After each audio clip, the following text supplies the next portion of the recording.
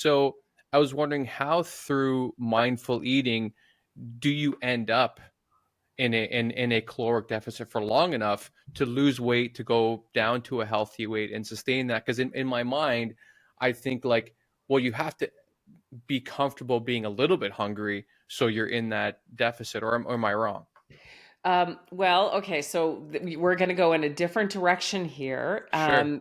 I'm not going to say that you're wrong, but I will say that we differ in our perspective on this. So there was a study done. You're familiar with the Biggest Loser show that was a huge hit a while back.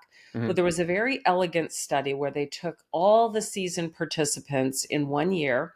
I think one didn't participate, and they admitted them to the hospital and did all kinds of metabolic and blood work and all kinds of body composition testing, the whole works, like the whole big workup.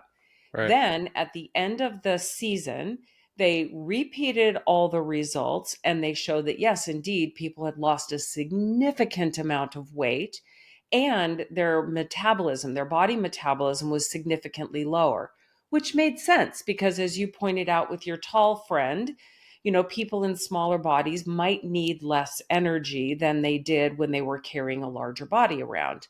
Hmm. Then they re-measured them, I forget the interval, a year, 2 years later. And lo and behold, most of them had their body weight was getting closer to what they started the season at. They had regained much of their weight, except for one outlier. And their metabolism was still as low as it was at the end of the season. Their body was larger, but they were burning the number of calories that they would have burned when they were in a smaller body.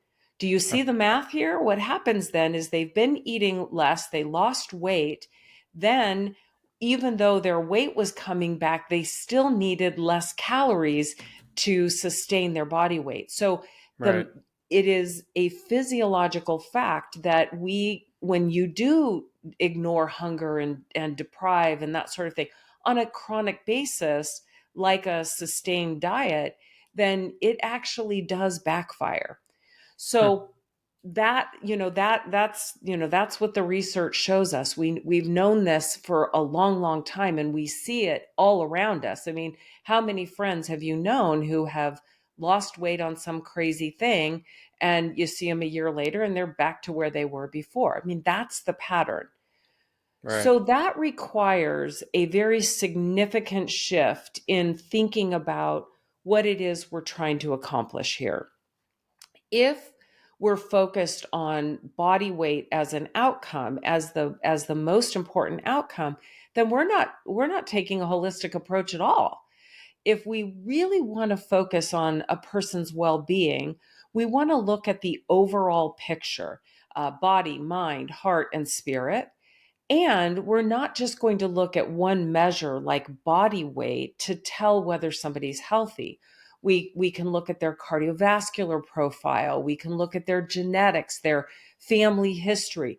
We really want to look at their activity levels because we know that a person's physical activity and physical fitness are more correlated with their health than their body size is. And so it becomes more complicated when we let go of the simplistic belief that a person's body weight determines their health. When we Right. start to say, some people in larger bodies live a long time, some people in very small bodies don't, and start to disconnect the belief that body weight automatically confers health or automatically confers illness. That's great. I do like the nuance between that, because it seems very obvious now that at some weight, when you're getting bigger, you're pretty objectively unhealthy. And the same if you're too thin, for example. But there is a lot of research that I've been reading recently that seems like, yeah, there is this idea of skinny fat, that just because someone is thin, it doesn't mean that their body composition is healthy. It doesn't mean that what they eat is healthy. It doesn't mean that they have any sort of fitness ability that isn't detracting from the rest of their life, because their mobility is very bad and all these things.